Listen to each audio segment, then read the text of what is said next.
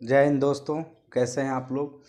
आज हम लोग बात करेंगे हीमेटोलॉजी की। हीमेटोलॉजी मीन्स होता है रुधिर विज्ञान या रक्त विज्ञान।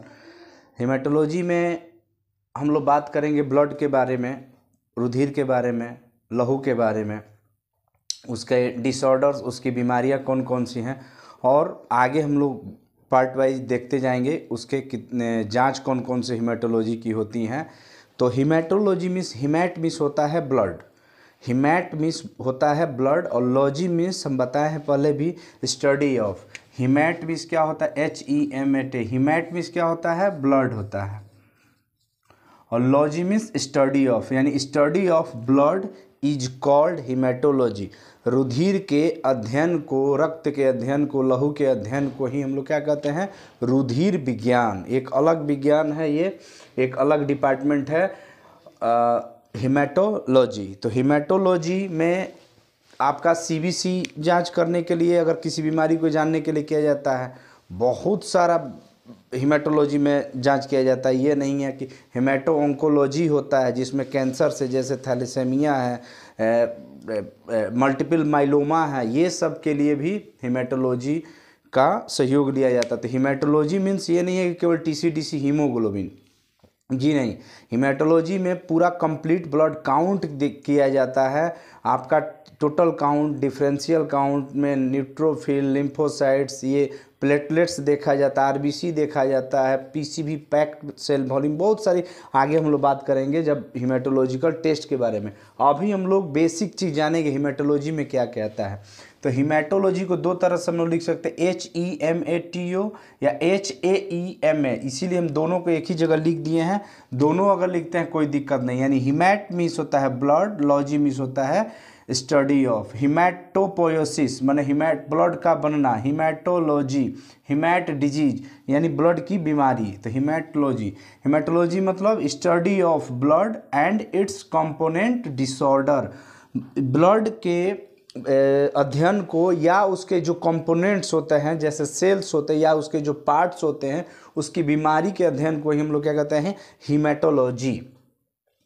फादर ऑफ हीमेटोलॉजी कौन थे, विलियम ह्यूसन थे। ये ब्रिटिश सर्जन थे, और ये 1739 ईस्वी से जन्म इनका हुआ था, और 1774 ईस्वी में इनकी मृत्यु हुई थी। ब्रिटिश सर्जन थे, यही हीमेटोलॉजी की खोज किए थे, जनक इन्हीं को माना जाता है। ब्लड स्टडी अगर हम लोग करते हैं तो ब्लड क्या होता है, blood is a colloidal solution and connective tissue which flow continuously in a closed vessels. इसका मतलब क्या हुआ, लिखे हुए हम, blood is a colloidal solution, या एक भी हटा भी दीजिएगा, colloidal solution and connective tissue which flow continuously in closed vessel. इसका मतलब हुआ रक्त एक कोलाइडल सॉल्यूशन है। कोलाइडल सॉल्यूशन का मतलब मोटा मोटी ये समझिए, अगर एक बोतल, ये दो बोतल है, एक बोतल में आप पानी लीजिए और नमक लीजिए, और एक बोतल में आप ऐसा कुछ लीजिए कि हल्का ये घुल जाए, और जैसे चावल लीजिए और उसमें आप थोड़ा सा नमक को मिक्स कर दीजिए, ठीक है, उसमें चिपका दीजिए, और इसमें केवल नमक लीजिए, और उसको साल्ट को आप उसमें एक पानी में, दोनों में पानी रहेगा, और इसमें घोल दीजिए, पूरी तरह से घुल जाएगा, आपको नमक दिखेगा नहीं। ये क्या हुआ, ट्रू सॉल्यूशन, यानी शुद्ध रूप से ये सॉल्यूशन बन गया, ये दिख नहीं रहा। लेकिन अगर इसमें आप देखिएगा तो हल्का कुछ लगेगा कि इसमें कुछ है, इसमें कुछ सेडिमेंट्स, कुछ पार्टिकल्स है, दिखेगा। टॉर्च जब जलाइएगा तो कोलाइडली देखिएगा, ऐसे ऐसे भाग रहा होगा, इसमें भी दिखेगा लेकिन एकदम क्लीन दिखेगा, ठीक है। तो वही कोलाइडल सॉल्यूशन है। वो कोलाइडल सॉल्यूशन है क्या, उसमें क्या मिक्स रहता है ब्लड में। अरे घर पर भी आप चाहेंगे तो ब्लड बना लीजिए, क्या कीजिएगा, एक बोतल पानी लीजिए, ये पानी लीजिए, और पानी में क्या कीजिए, थोड़ा सा चीनी डाल दीजिए, थोड़ा सा नमक डाल दीजिए, थोड़ा सा मिट्टी डाल दीजिए, हो गया, ब्लड बन गया। उसी तरह हमारे भगवान ने हमारे बॉडी में क्या बनाया, ब्लड, रक्त बनाए हैं। तो ब्लड जब है, जो रक्त है वो लाल रखता है, लाल किसकी वजह से, हीमोग्लोबिन के वजह से। हीमोग्लोबिन में भी मेनली हीम के वजह से, हीम जो होता है वो पिगमेंट होता है, वो एक रंगा पदार्थ होता है जो कलर उत्पन्न देता है। और कौन सा कलर देता है, रेड देता है। और ग्लोबिन से की वजह से वो एक प्रोटीन है, उससे कलर नहीं आता। तो हीमोग्लोबिन में हीम के वजह से मेनली रूप से एक क्वेश्चन है इंपॉर्टेंट, ब्लड का रंग लाल दिखता है, आरबीसी में हीमोग्लोबिन पाया जाता है। तो ब्लड में बहुत सारी चीज़ें पाई जाती है, RBC, red blood cell, WBC, white blood cell, platelets, plasma, बहुत सारी चीज़ होती हैं। तो कोलाइडल एक सॉल्यूशन है, ये एक बहुत सारा चीज़ इसमें घुला हुआ रहेगा। एंड कनेक्टिव टिश्यू, संयोजी ऊतक है, यानी पूरे बॉडी को कनेक्ट करके, संयोजी ऊतक है, कनेक्ट करके जोड़ के रखता है। जैसे bone is a connective tissue, एक बोन, हर एक बोन एक दूसरे से जुड़ा हुआ है, तो bone is a connective tissue.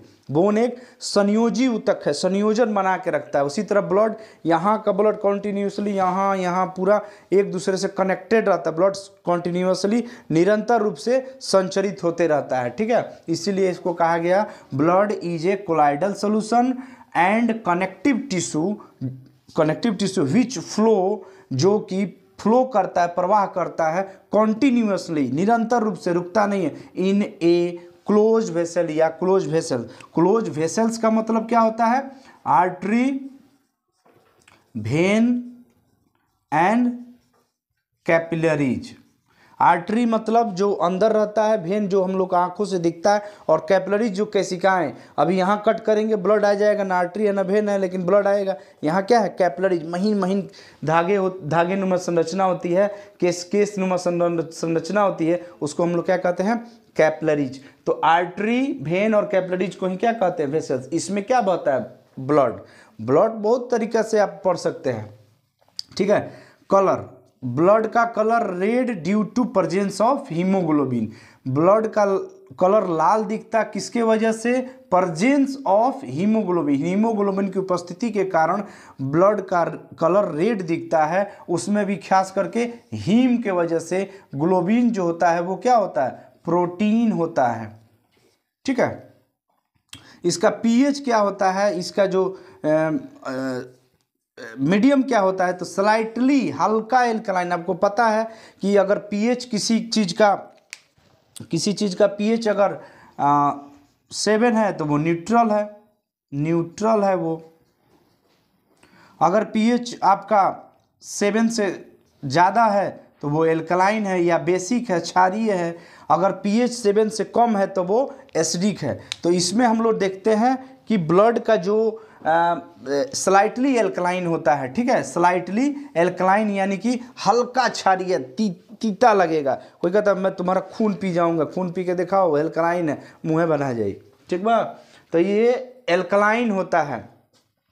Volume इसका अबाउट दिस, ये जो सिंबल है ये अबाउट का है, ऐसे 8% ऑफ बॉडी वेट। किसी मनुष्य का बॉडी वेट, अगर मान लीजिए किसी आदमी का, अगर कोई पूछ दे कि कोई मनुष्य का 65 किलो वजन है, ठीक है, तो 65 किलो वजन है, उसमें अबाउट दिस लगभग कितना ब्लड होना चाहिए? तो बोलिएगा 8%, पूरे बॉडी का 8% ब्लड होता है हमारे शरीर में। तो गुने 8/100, तो ये होगा लगभग 8×5 = 40, 8×6 = 48, 4 = 54, ये लगभग होगा 5.4 लीटर ये ब्लड उसके शरीर में अबाउट दिस है। या एक और बता सकते हैं, 1/13 पार्ट, आप ये जो भी बता रहे हैं अबाउट दिस है, 1/13। एक नॉर्मल मनुष्य में की बात है, 1/13वां पार्ट होता है ह्यूमन बॉडी वेट का ब्लड। यानी अगर किसी मनुष्य का 65 किलो वजन है तो 13×5 = 65, लगभग 5 kg, उसमें 5 लीटर ब्लड उसमें अबाउट दिस होना चाहिए, ठीक है। लगभग ये घट बढ़ सकता है। मेल में 5 से 5.5 लीटर होता है, फीमेल में 4.5 लीटर कम होता है। इसमें ब्लड कम पाया जाता है क्योंकि उसका जो ब्लड बनता कहाँ है, आगे हम बता रहे हैं, बोन में बनता है। और हाइट जब कम होगी तो बोन की लंबाई कम होगी, जब बोन की लंबाई कम होगी तो ब्लड क्या होगा? कम होगा। एक बेसिक चीज़ है, डीप में जाएंगे बहुत सारा तर्क है उसका। उसके बाद ये पॉइंट की बात नहीं, इसको हम बाद में बता रहे हैं। फॉर्मेशन कहाँ होता है? In adult blood form in red bone marrow. Blood कहाँ बनता है? रेड बोन मैरो में, लाल अस्थि मज्जा में, बोन मैरो में बनता है। खास करके उसके हेड में, अगर बोन की बात करें, अगर ये हम लोग ह्यूमरस बोन की बात करें तो हमारी बोन वाले देख लीजिएगा,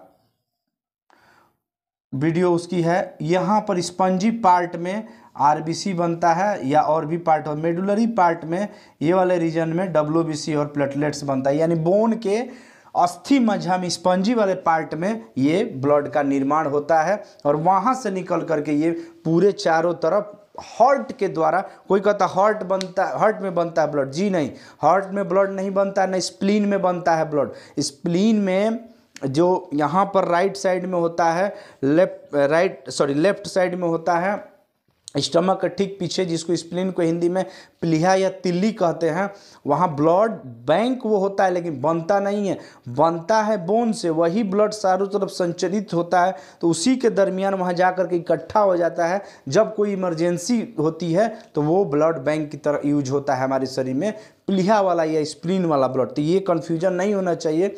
दूसरा कन्फ्यूजन होता है कि लीवर में भी कुछ नहीं होता। आगे हम बताएंगे हिमेटोपोएसिस। हिमेट मीन्स होता है blood, poiesis means generation of blood. कहाँ पर बनता है? तो फीटस में, बच्चा जब होगा तब कहाँ बनेगा, बड़ा जब होगा आदमी तो कहाँ। तो एक एडल्ट ह्यूमन में मोटा मोटी यही समझिएगा, रेड बोन मैरो में, लाल अस्थि मज्जा में बोन का निर्माण होता है। एरिस्टोटल जो थे, एक ये बस यहाँ तक थी। एरिस्टोटल जो अरस्तु जो फादर ऑफ बायोलॉजी हैं, जीव विज्ञान के पिता जो जनक है अरस्तु, वो क्या किए कि दो ग्रुप में बांटे मनुष्य को, जिसके पास ब्लड था और जिसके पास नहीं था। जिसके पास ब्लड था उसको हम लोग कहे anaemia, ANAIIMA, anaemia. Do not contain miss रखना आरबीसी। जिसके पास आरबीसी नहीं रहता है उसको हम लोग क्या कहते हैं? एनीमिया। एनीमिया कैटेगरी वाले जो जानवर, जो जीव होंगे, ऑर्गेनिज्म होंगे, जानवर नहीं, जैसे ऑर्थोपोडा, स्पंजेज, नाइडेरिया, मोलस्का, ये सब लगभग समुद्री जीव है जो सी में, समुद्र में अपना जीवन यापन करते हैं, यहाँ पाए जाते हैं। और एक होता है इनेमिया। इनेमिया ऑर्गेनिज्म कंटेन आरबीसी। जिस जीव में आरबीसी, रेड ब्लड सेल पाया जाता हो, जिस जीव का ब्लड लाल दिखता हो, उसको क्या कहते हैं? इनेमिया कहते हैं। जैसे ह्यूमन, एनिमल्स में काऊ, डॉग, लॉयंस, ये सब बहुत सारा जीव है। तो इसी एनीमिया पर ही पड़ा है एक बीमारी का नाम है एनीमिया।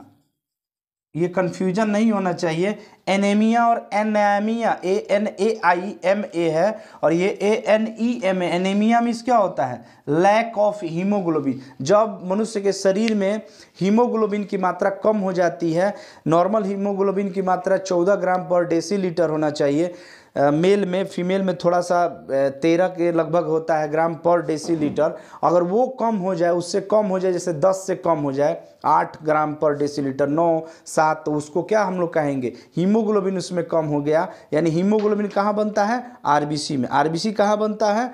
बोन में। ठीक है, तो बोन की कमजोरी की वजह से भी बन सकता है, उसमें विटामिन की कम, बहुत सारा रीजन है एनीमिया का। तो एक मोटा मोटी हम लोग समझेंगे कि हीमोग्लोबिन की कमी को ही हम लोग क्या कहते हैं? एनीमिया। एनीमिया उसको हो गया। ठीक है, तो इतना हम लोग बात कर लिए। अब हम लोग देखिए, अब हम लोग बात करते हैं इसके फंक्शन के बारे में। तो function of blood, function of blood का काम क्या है?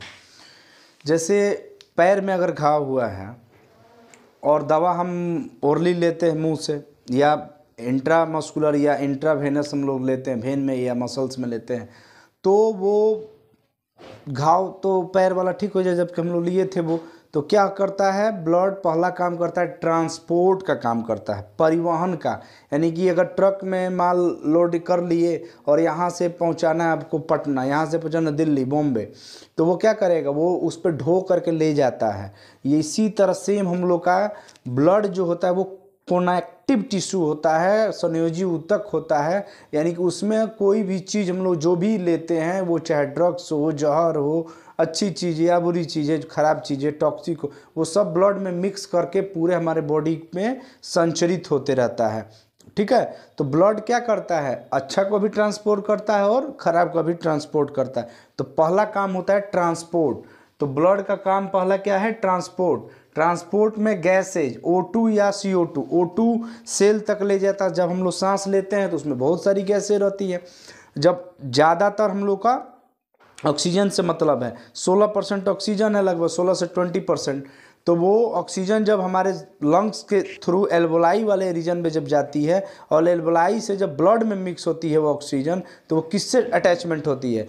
हीमोग्लोबिन से। आरबीसी में ब्लड में का आरबीसी के अंदर जो बनता है हीमोग्लोबिन, उसमें वो सवारी करती है हीमोग्लोबिन पे ऑक्सीजन। एक हीमोग्लोबिन में 4 ऑक्सीजन के मॉलिक्यूल अटैच हो सकते हैं और वो जाती है हर एक अरबों खरबों हमारे बॉडी के अंदर सेल है उसमें। क्यों जाती है? मेटाबॉलिज्म के लिए। मेटाबॉलिज्म मतलब उपापचय के लिए, एनर्जी बनाने के लिए। एनर्जी जैसे एक हम बताएं, बहुत बार बता चुके हैं कि एक ग्लूकोज के मॉलिक्यूल से आपका 38 एटीपी का निर्माण होता है। किसकी उपस्थिति में? ऑक्सीजन की उपस्थिति में ये एक ग्लूकोज का मॉलिक्यूल बनता है और 6 CO2 प्लस O2 और 38 एटीपी का निर्माण होता है और यही एनर्जी है।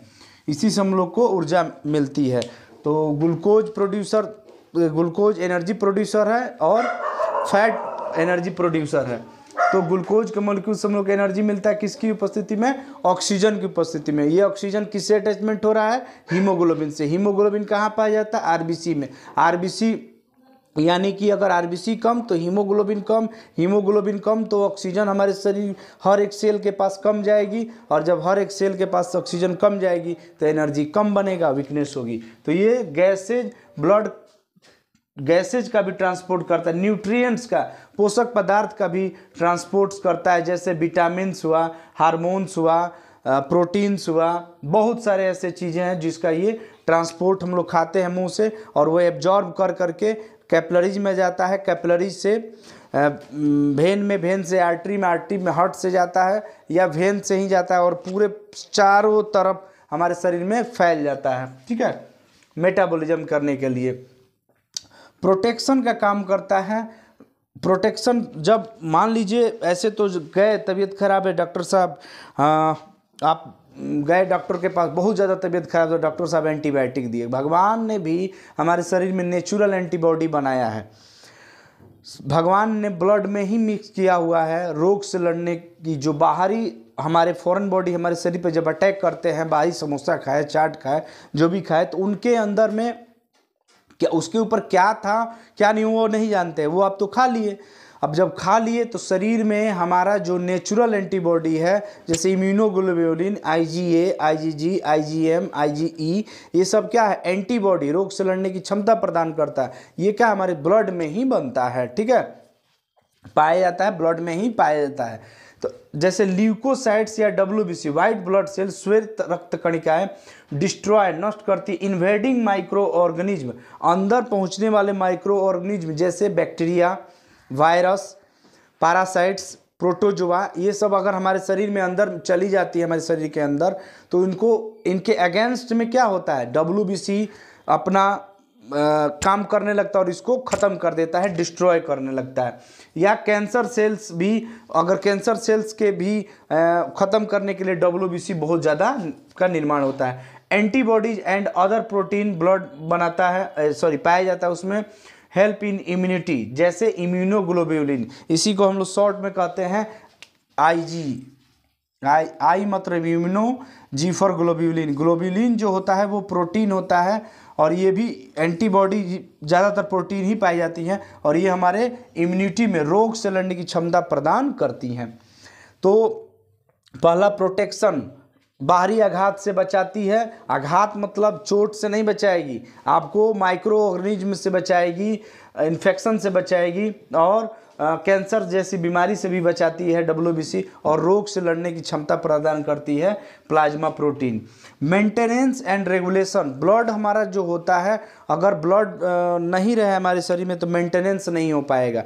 जैसे हम लोग अगर एसिड बहुत ज़्यादा लिए तो हमारा शरीर एसिडिक ही हो जाए, तो एसिडिटी, ब्लड एसिडिटी हो जाएगा, अम्लीयता हो जाएगा, जहर बन जाएगा, तुरंत मर जाएगा आदमी। तो एसिड और बेस दोनों बैलेंस बना के कौन रखता है? ब्लड बना के रखता है। तो हमारे शरीर में एसिड और बेस का बैलेंस कौन बनाता है, यानी pH को मेंटेन कौन रखता है? ब्लड।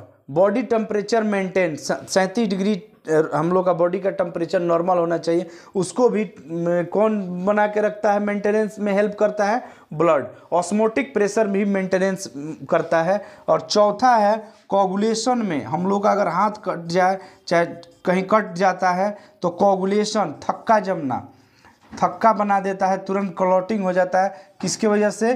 प्लेटलेट्स, ब्लड में सेल पाई जाती है, बहुत छोटी छोटी पाई जाती हैं, ये टीनी साइज की सेल, और इसके वजह से हम लोग का जब कटिंग हो जाता है तो ब्लड कुछ देर बाद 3 से 5 मिनट 10 मिनट बाद अपने आप जम जाता है फाइब्रिन नाम की इनसॉल्युबल प्रोटीन के बनने से, और उसके वजह से ब्लड थक्का बन जाता है। ठीक है, अब इसके बाद है, अब बस इतना ही रहने दीजिए, वीडियो लंबा हो जा रहा है, थोड़ा दिक्कत हो रहा है। और इसके बाद हम लोग अगली वीडियो को देखेंगे कंपोजिशन ऑफ ब्लड और हिमेटोपोएसिस। हिमेटोपोएसिस मीन्स होता है, hamate means blood, poiesis means होता है जनरेशन। ब्लड कहाँ पर बनता है? माँ के गर्भ में रहता है बच्चा, फीटस उसको कहते हैं, भ्रूण कहते हैं, उसमें उसका ब्लड कहाँ बनता है, बड़ा होता है तो कहाँ बनता है। और कंपोजिशन ऑफ ब्लड, ब्लड में क्या क्या चीज़ पाया जाता है, जैसे प्लाज्मा और फॉर्म्ड एलिमेंट। प्लाज्मा 55% पाया जाता है, 45% फॉर्म्ड एलिमेंट जैसे आरबीसी, डब्ल्यूबीसी और प्लेटलेट्स, ये सेल पाई जाती हैं।